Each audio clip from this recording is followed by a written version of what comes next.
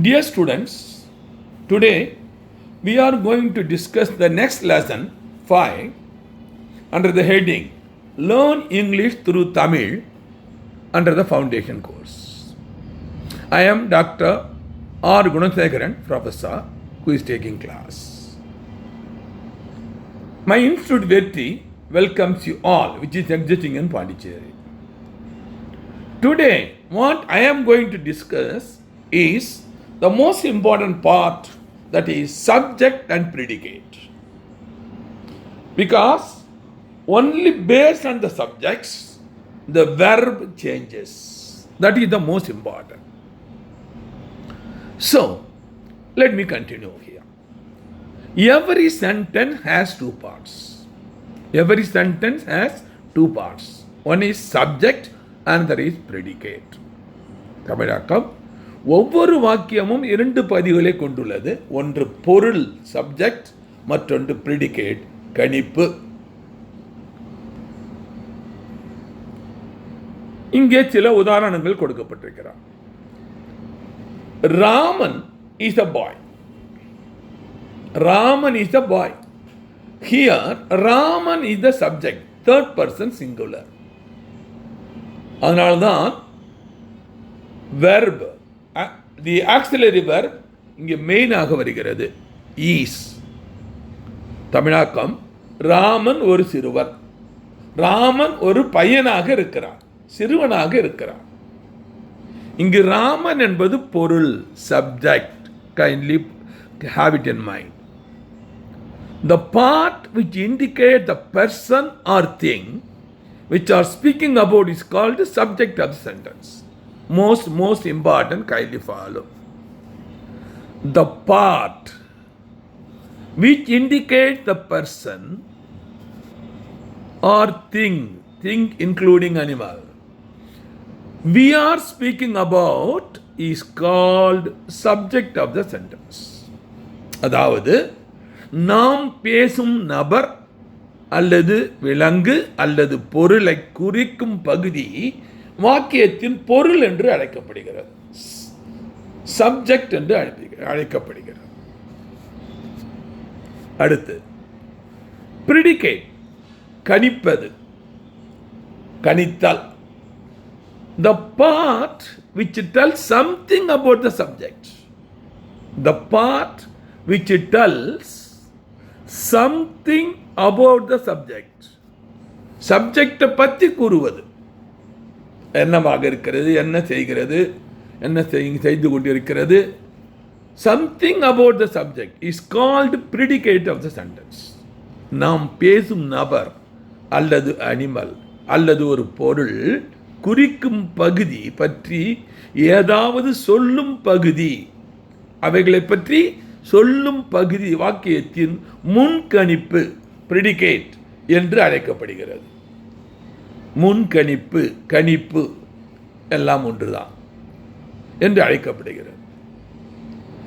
இங்கே அடுத்த உதாரணமாக நான் ஒரு ஆங்கில சென்டென்ஸை கொடுக்கிறேன். Here is a boy is the predicate. Here is a boy is the predicate. இங்கு ஒரு பையன் என்பது முன்னறிவிப்பு. Here is a boy.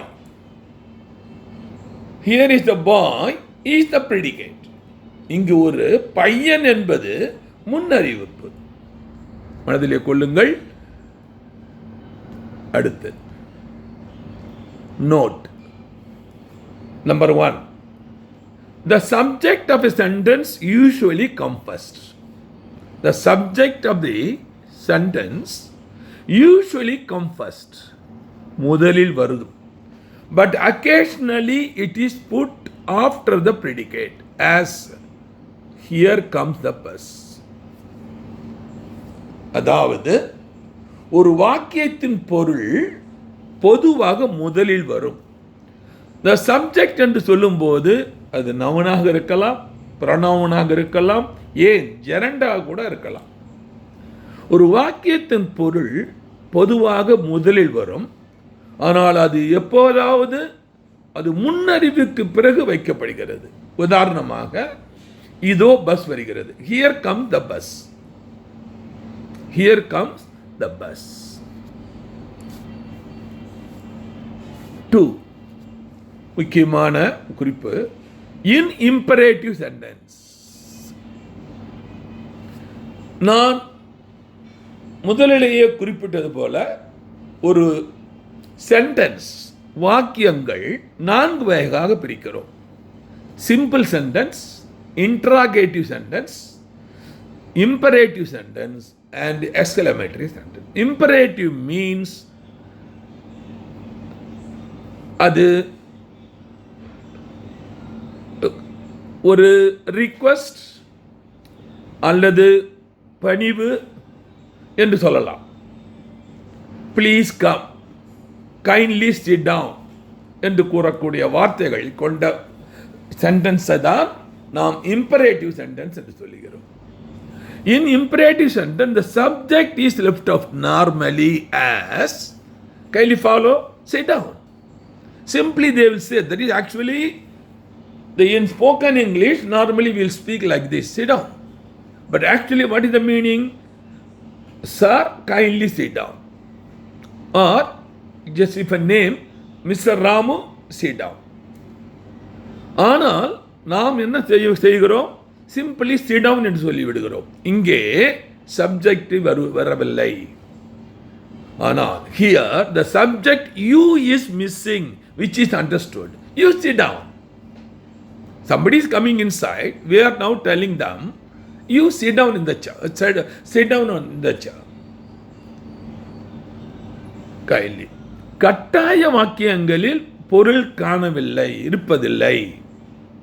காணவில்லை என்றது காணவில்லை என்ற அர்த்தம் இல்லை, வருவதில்லை. உதாரணமாக உட்காரு. உட்காரு என்பது sit down. இங்கே நீ உட்காரு, பெரியவர்களாக இருந்தால் நீங்கள் உட்காருங்கள். இங்கு நீ என்ற பொருள் புரிகிறது அல்லது புரிந்தது. Now, மிக முக்கியமான அடுத்த பகுதி, forms of a verb. Subject என்னவென்று பார்த்தோம், predicate என்னவென்று பார்த்தோம். ஃபார்ம்ஸ் ஆஃப் எ வெர்ப், வினை சொல்லின் குரல் வடிவங்கள். மாணவர்களே, இந்த யூடியூபை பார்க்கின்ற அனைத்து உள்ளங்களே மனதிலே குறித்து கொள்ளுங்கள்.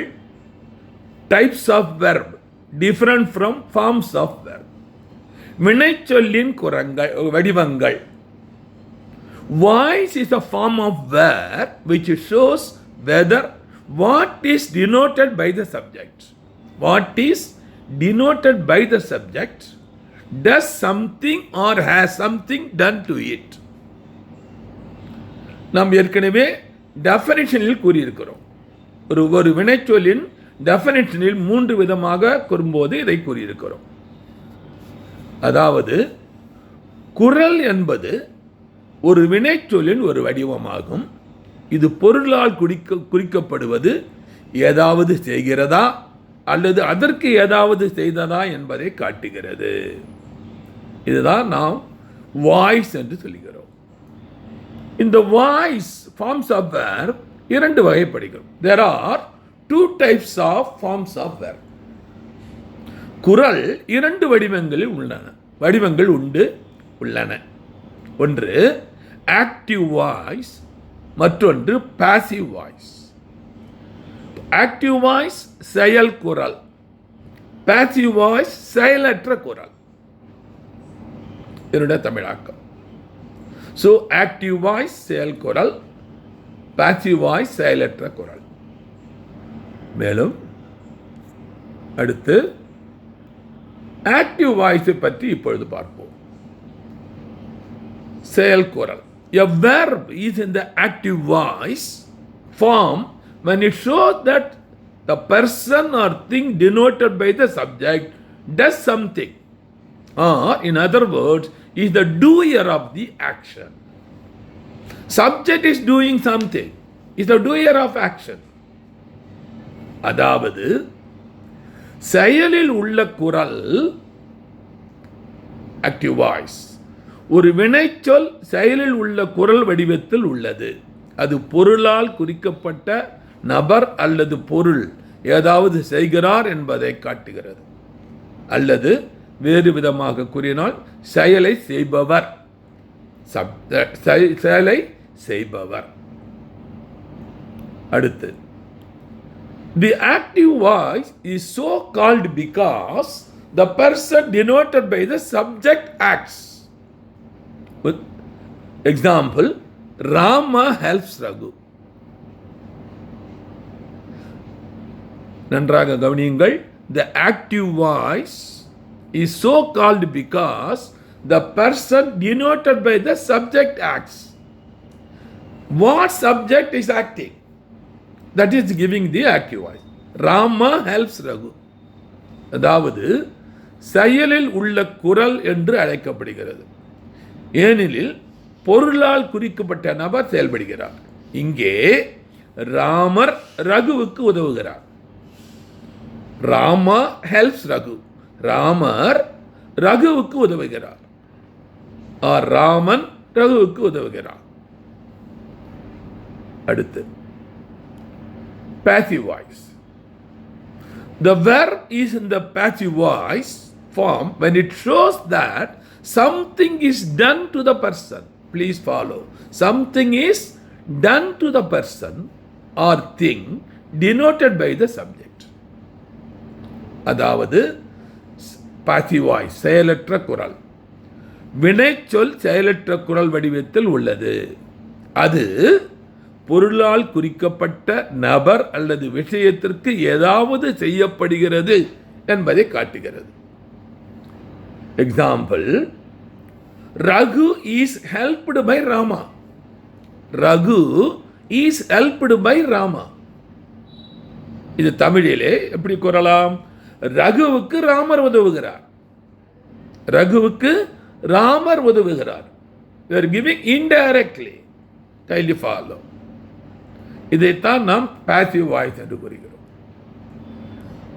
அடுத்து, the passive voice is so called because the person of the thing is not active, but passive voice that suffers or receives some action. மறுபடியும் படிக்கிறேன். The passive voice is so called because the person or thing denoted by the subject is not active, but passive that suffers or receives some action.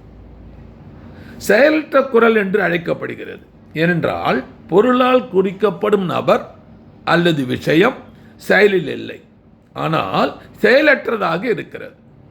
அது சில செயலை அனுபவிக்கிறது அல்லது பெறுகிறது. அடுத்து, forms of verb. இங்கே சில உதாரணங்களை நேரடியாக குறிப்பிட விரும்புகிறேன். ஒன்று, active voice. Rajesh loves Preetha. Rajesh loves Preetha. அதை தமிழ் எப்படி கூறலாம்? ராஜேஷ் பிரீதாவை காதலிக்கிறார். ராஜேஷ் பிரீதாவை காதலிக்கிறார். Active voice. அதுவே பேசிவ் வாய்ஸ் என்றால் Preetha is loved by Rajesh. அதாவது பிரீதாவை ராஜேஷ் காதலிக்கிறார். பேசிவ். பிரீதாவை ராஜேஷ் காதலிக்கிறார். ஸோ மிக எளிதாக விளங்குமாறு நான் எக்ஸாம்பிள் கொடுத்திருக்கிறேன். இரண்டாவது example, my son opened the gate. My son opened the gate. என்னுடைய மகன் கேட்டை திறந்தான். என்னுடைய மகன் கேட்டை திறந்தான். Active voice. அதுவே பேசிவ் வாய்ஸாக வரும்பொழுது the gate was opened by my son. The gate was opened by my son. Gate எனது மகனால் திறக்கப்படுகிறது.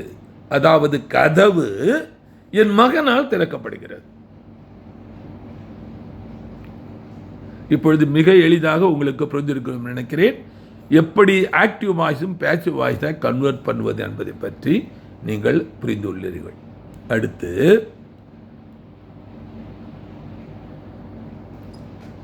மூன்றாவது, who did this? இது யார் செய்தது? ஆர் இதை யார் செய்தது? இது யார் செய்தது? ஆர் இதை யார் செய்தது? Passive voice, by whom was this done? இது யாரால் செய்யப்பட்டது? Passive voice. ஆக இன்ற 3 உதாரணங்கள் உங்களுக்கு மிக மிக தெளிவான விளக்கங்களை கொடுத்திருக்கும். அடுத்து ஃபார்ம்ஸ் ஆஃப் வெர்ப். இங்கே ஒரு முக்கியமான செயலை கொடுப்பது நம்புகிறேன். Since the subject of a verb in the active voice becomes the subject of the passive form, it follows that, நன்றாக கவனிக்கவும், only transitive verb can be used in the passive voice. ஏற்கனவே பார்த்தோம் transitive and intransitive verb பார்த்தோம். அப்போ இங்கே only transitive verb can be used in the passive voice because an intransitive verb has no object. அதாவது குறிப்பு, செயலில் உள்ள குரலில் உள்ள ஒரு வினைச்சொல்லின் பொருள் செயலற்ற வடிவத்தின் பொருளாக மாறுவதால் செயலற்ற குரலில் இடைநிலை வினைச்சொற்களை மட்டுமே பயன்படுத்த முடியும். ஒன்லி டிரான்சிட்டிவ் வெர்ப்ஸ், இடைநிலை வினைச்சொற்களை மட்டுமே பயன்படுத்த முடியும். இதை முக்கியமாக மனதில் கொள்ளுங்கள். மாணவர்களே, இத்துடன் இந்த வகுப்பை நாம் முடித்துக் கொள்ளலாம். அடுத்ததாக அடுத்த வகுப்பில் நாம் மிக முக்கியமான ஒரு லெசனை பார்க்க போகிறோம். நன்றி, வணக்கம், மீண்டும் சந்திப்போம்.